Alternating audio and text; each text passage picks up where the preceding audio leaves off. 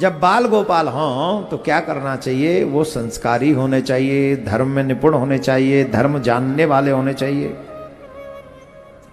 सबसे बड़ी बात है, हम जो बार बार कह रहे हैं कि मुस्लिम भाई, उनके जितने भी बच्चे हैं वो 99% पूरी कुरान के विषय में जानते हैं। कितने?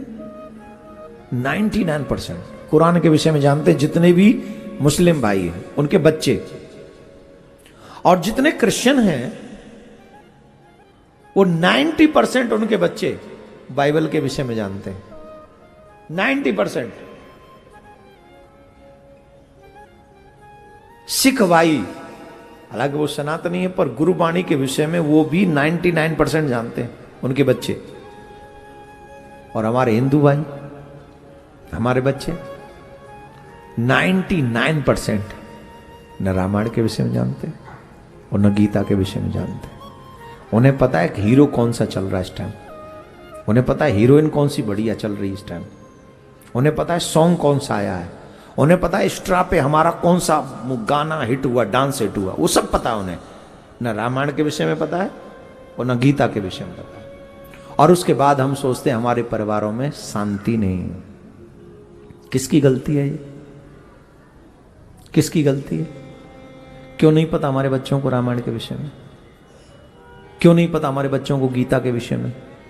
कौन आएगा इन्हें बताने के लिए? पड़ोसी आएंगे, वो टीचर आएंगे जो ट्यूशन पढ़ाने का भी 5,000 रुपए पर मंथ लेते हैं। और कितने बच्चे तो टीचर के संग ही भाग जाते हैं। ऐसे पढ़ाने वाले कैरेक्टरलेस टीचर हैं।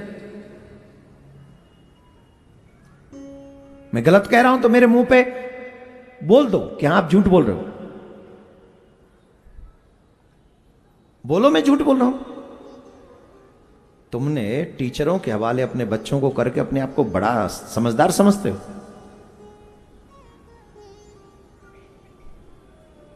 टीचर ड्यूटी निभाता है, कर्म नहीं।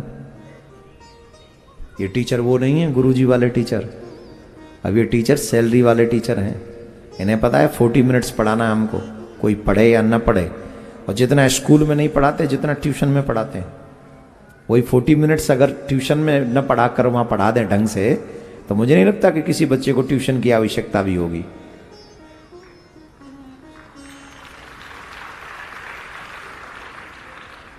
खैर, हम इस विषय में नहीं ज्यादा पढ़ेंगे, लेकिन मेरे बच्चे रामायण और गीता के विषय में नहीं जानते, उसके पीछे गुनहगार न कोई टीचर है, न कोई विद्यालय है, उसके पीछे अपराधी मैं हूं, मां बाप है।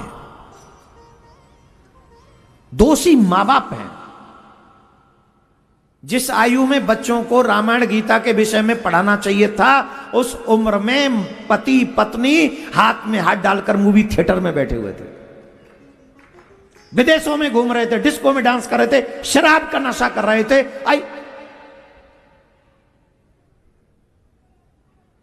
वो सारे बुरे काम कर रहे थे जो बच्चों में नहीं चाहते। और बच्चों से आशा रखते हैं कि हमारा बेटा राम और बेटी सीता बनेगी। पापी कहेंगे। अगर मेरे धर्म को कहीं से संकट है तो पहला संकट घर में ही है। हम अपने बच्चों को पैसा कमाने की मशीन तो बनाना चाहते हैं, लेकिन मानव नहीं बनाना चाहते। मानव तुम्हारे बच्चे स्कूल में नहीं बनेंगे, मानव बनेंगे अगर वो धर्म को जानेंगे थे। अगर वो जान ले रामायण में राम क्यों पूजनीय है, अगर वो जान ले कि सीता क्यों वंदनीय आज भी है, तो आपके बच्चे भी राम और सीता बनकर आपका और देश का नाम रोशन कर सकते हैं। भगवान श्री राम को ले लो, भगवान श्याम सुंदर को ले लो। अच्छा, ईमानदारी से बता, हम हिंदू हैं कि नहीं है? हम सनातनी हैं कि नहीं है? जोर से बोलो। कौन कौन समझता है कि हम सनातनी हैं? तो तुम्हें सनातनी होने का सर्टिफिकेट कौन देगा? Modern school, university, colleges, teachers, principles कौन देंगे? तुम धर्मात्मा हो, ये सर्टिफिकेट तुम्हें कौन देगा? बताओ। चलो, ये मोबाइल, गूगल। तुम धर्मात्मा हो, ये सर्टिफिकेट तुम्हें वेद देगा, तुम्हारे पुराण देंगे कि तुम धर्मात्मा हो, या नहीं हो, मैं नहीं दूंगा, कोई धर्माचार्य भी नहीं देगा। तुम्हारे कर्मों को देखते हुए तुम्हारा वेद ये डिसीजन लेगा कि तुम धर्मात्मा हो कि तुम अधर्मी हो। अगर तुम ईश्वर को मानते नहीं, वेद के बताए हुए मार्ग पे चलते नहीं, तो तुम धर्मात्मा नहीं हो। कई लोग कहते हैं I don't believe in God but I can't hurt anybody. हम भगवान को नहीं मानते पर हम किसी को दुख नहीं देते, ऐसे ही बोलते हैं ना आजकल के मॉडर्न बच्चे। हर्ट नहीं करते, ये कौन डिसाइड करेगा? ये कौन डिसाइड करेगा तुमने किसी को हर्ट नहीं किया? तुम वहां बैठ के सिगरेट पी रहे हो, तुम्हारी मां हर्ट नहीं है? तुम वहां मदरा पी रहे हो क्योंकि तुम्हारी मर्जी है, तुम्हारा पापा तुम्हारा दुखी हो रहा है, ये हर्ट नहीं है कि नहीं? तुम जुआ में सब हराए, तुम्हारी पत्नी दुखी हो रही है, वो हर्ट नहीं है? पापी कहेंगे। वेद कहता है, पुराण कहते हैं, ऋषि कहते हैं, धर्म वही जिसे वेद स्वीकार करे, अधर्म वही जिसे वेद अस्वीकार करे। और उनका ज्ञान हमें सरल भाषा में रामायण में मिल जाता है, गीता में मिल जाता है वेद का वही ज्ञान। इसलिए हमारे बच्चों को रामायण अथवा गीता का थोड़ा सा ज्ञान अवश्य होना चाहिए। अगर उनके बच्चों को कुरान का ज्ञान है, अगर उनके बच्चों को बाइबल का ज्ञान है, तो आपके बच्चों को रामायण का ज्ञान क्यों नहीं है? आपके बच्चों को गीता का ज्ञान क्यों नहीं है? इसका मतलब है आप खुद नहीं चाहते कि आपके बच्चे धर्मात्मा बने, पर यह जरूर चाहते हैं कि हमारे बच्चे बुढ़ापे में हमारी सेवा करें। यह भी निश्चित है, अगर आपका बच्चा धर्म नहीं जानेगा तो बुढ़ापे में आपकी सेवा नहीं करेगा, नहीं करेगा, नहीं करेगा। इस लड़की हो या लड़का, दोनों का धर्मात्मा होना कंपलसरी है। और धर्मात्मा बनाएंगे ये ग्रंथ, संग नहीं, फ्रेंडशिप नहीं। गूगल नहीं बनाएगा तुम्हें धर्मात्मा, यूट्यूब नहीं बनाएगा तुम्हें धर्मात्मा, इंस्टा नहीं बनाएगा तुम्हें धर्मात्मा। रामायण ही बनाएगी, गीता ही बनाएगी, वेद ही बनाएंगे, पुराण ही बनाएंगे। I hope you understand what I mean. Do you understand? आजकल स्कूलों में तो टीचर ऐसे मिलते हैं, ये सब ढोकलेबाजी मत किया करो, ये सब ढोकलाबाजी, क्या बोलते हैं वो, ढकोसलाबाजी। हाँ, ढकोसला। अरे हम ढोकला बहुत खाते हैं ना, इसलिए वो ढोकला याद रहा। अच्छा, अब हम खाते भी नहीं तो भी आ ही जाता है, लो ढोकला लाए महाराज, लखवाया डार दबाव में। हाँ, ये ढकोसलाबाजी। टीचर कहते कलावा, यहाँ कलावा बांध के नहीं आए, तेरे बाप का राजा नहीं बांध के आए कलावा, हमारे बाप का पैसा लेता है और हमारा ही कलावा खुलवाता है, टाई खोल देंगे तेरी टाई अगर कलावा खुलवाने की बात की तो। जाके लड़ जाना चाहिए ऐसे टीचरों से, टाई उतार लूंगा तेरी। आया अंग्रेज की नकली औलाद, पापी कहीं का। कोई कलावा नहीं बांधने देता, कोई तिलक नहीं लगाने देता, कोई कंठी नहीं पहनने देता, और मूर्खानंद रह रहे हैं भारत में। खैर, मुझे भी लग रहा है मैं कुछ ज्यादा ही ओवर रिएक्ट कर रहा हूं, हैं? झेलना अकेले मुझे ही पड़ेगा, तब कोई नहीं आएगा, मुझे पता है। ये सब मुझे ही झेलना पड़, इतने सालों से झेल रहा हूं, अकेला ही झेल रहा हूं। पर मुझे लगता है झेलते हुए भी अगर मेरे साथ कोई है तो वो मेरा कृष्ण है, मेरा गोविंद है।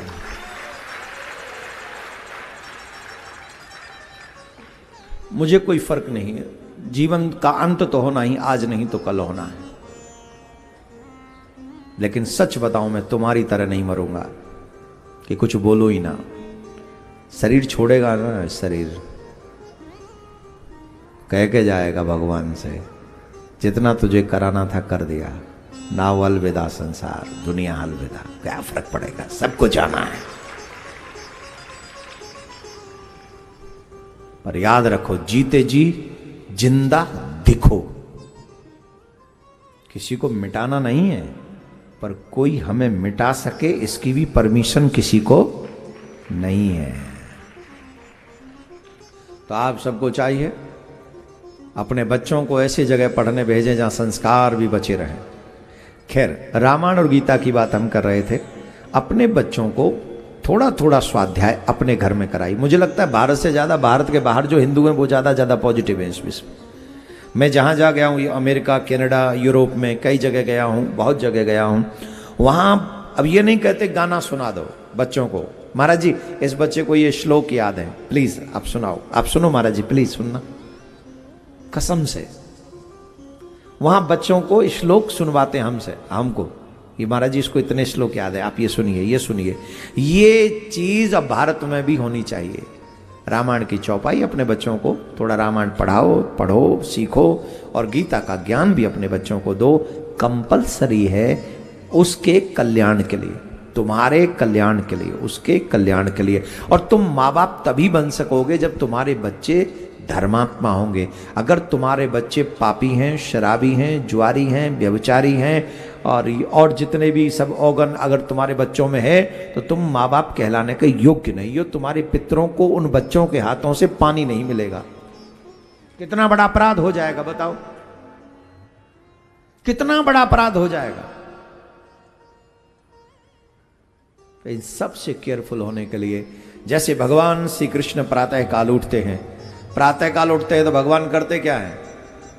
स्नान करते हैं। ब्रह्म मुहूर्त में भगवान उठते हैं। तुम्हारे बच्चे कह कह के मर जाओ, माँ बाप कह कह के मर जाते हैं, और बच्चे उठने का नाम नहीं लेते 9-10 बजे से पहले। हाँ बच्चे बताएं, जितने बच्चे बैठे हैं अनमैरिड, हाथ उठाओ, अनमैरिड बच्चे जितने भी आए, हाँ उठाओ, पूरा हाथ उठाओ। हाँ जो भी थोड़े बच्चे बड़े, हाथ उठाओ और ऊपर ही रखना, जब तक मैं न कहूं नीचे हाथ मत करना। सुबह 4 बजे कौन उठ जाता है? ऊपर ही रखो, ऊपर रखो हाथ। जो 4 बजे उठ जाते हो उनके हाथ नीचे होंगे बस। 4 बजे कौन उठ जाता है? 5 बजे,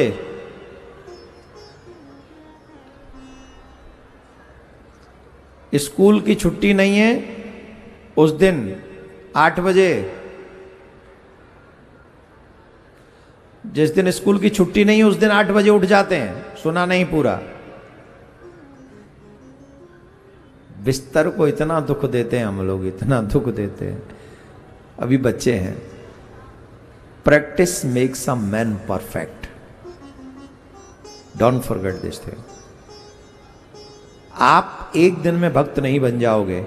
जीवन भर अगर सुबह उठकर स्नान करके स्कूल या कॉलेज जाने से पहले भगवान के साथ 5-10 मिनट बैठोगे, वो 5-10 मिनट आपके जीवन की सबसे बड़ी तपस्या होगी और आपके आने वाले तमाम अमंगलों का नाश कर देंगे। आपके जीवन में आने वाली तमाम प्रॉब्लम्स का समाधान होगा कि आप प्रातः काल उठकर 5 से 10 मिनट भगवान के नाम का जाप करें। ये बंद करवा दीजिए जरा पीछे। राधे श्याम, जोर से बोलिए। अच्छा चलो धीरे बोल लो।